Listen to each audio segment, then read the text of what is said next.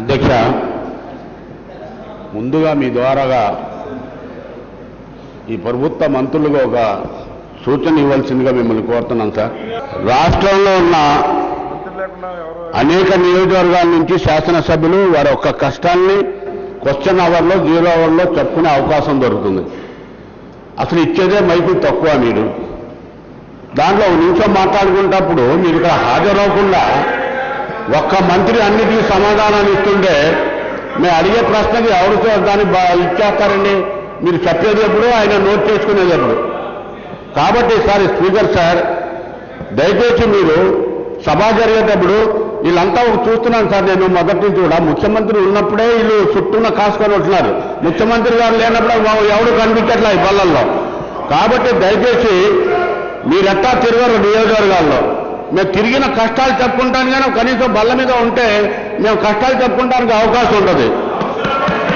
Sir, నేను మీ ద్వారాగా ఒకటే అడుగుదలుచున్నాను సార్. 1999లో నేను శాసనసభ్యుడయ్యా.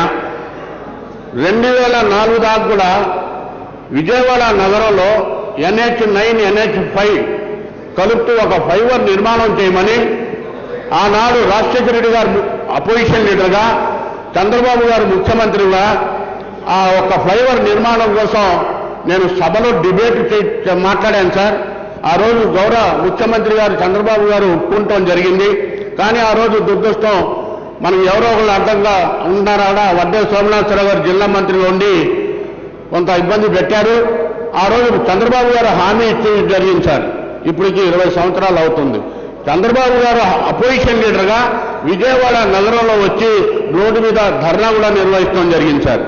ఈ ఫ్లైఓవర్ నిర్మాణం నేను అధికారంలో రాగానే అది పూర్తి చేస్తానని హామీ ఇవ్వడం జరిగింది సార్.